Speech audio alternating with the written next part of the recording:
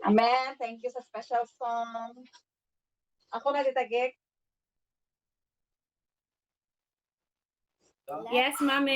Your turn. Okay, good morning, Philippines. Morning, Ah, memes. good morning. Busy akong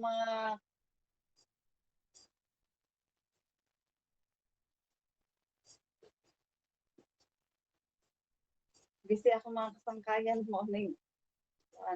Or at least na sila. So our topic for this morning is sa kuan ha sa daily devotional sa Ellen G. White Estate. So July 4, kay July 4 naman diha sa July 4 ba diha? It's still the third there, right? Pero ang title is Nothing Too Precious to Give to God. Nothing too precious to give to God. Ang atong key text is from Hebrews chapter 11, verse 17. By faith, Abraham, when he was tried, offered up Isaac, and he that had received the promises offered up his only begotten son. So, Abraham's test was the most severe that could come to a human being. I think all of us knows the story of Abraham, no? Uh, had he failed under it, he would never have been registered as the father of the faithful. So the lesson was given to shine down through the ages that we may learn that there is nothing too precious to be given to God. It is when we look upon every gift as the Lord's to be used in his service that we secure the heavenly benediction. Give back to God your entrusted possessions, and more will be entrusted unto you. So, sumpay-sumpay ra gyud siya no, nakadumdum nun ko sa message ni Pastor Lee katong seek ye first the kingdom of God. So, keep your possessions to yourself, and you will receive no reward in this life, and will lose the rewards of the life to come. There are many who have never made an unreserved surrender of themselves to God. They have not a right idea of the infinite sacrifice made by God to save a ruined world. If God should speak to them as he did to Abraham, they would not be sufficiently acquainted with his voice to know that he was calling upon them to make a sacrifice in order to test the depth of their loves and the sincerity of their faith. The plague spot of selfishness is as contagious as leprosy. Those who enter the heavenly courts must be purified from every vestige of this plague.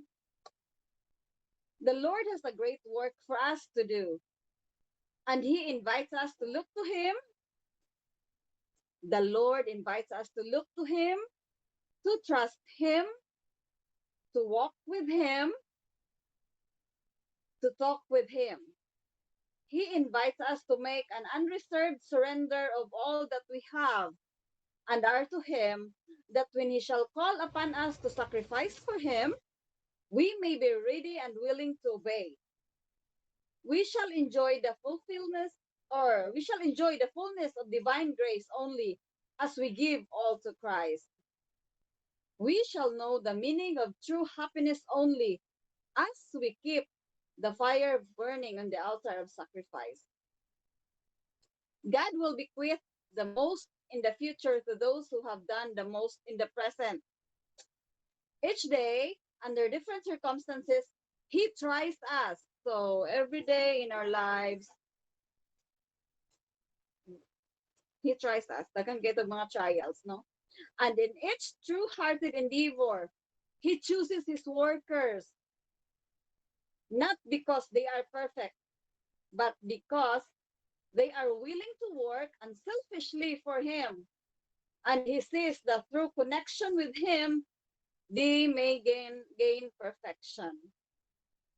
So, mao na siya akong message for this morning. Ako lang ning nakuan ning sa murag sa later part no kaning ningon bitaw nga he tries us and in each true-hearted endeavor he chooses his workers.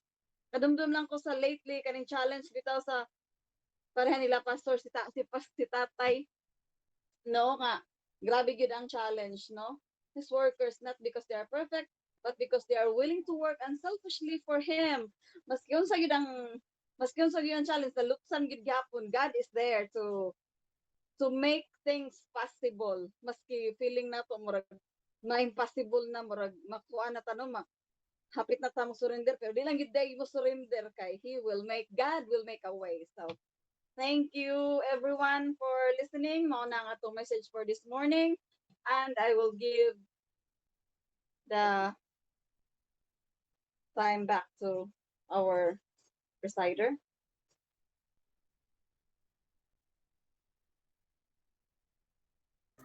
Thank you so much, Ma'am.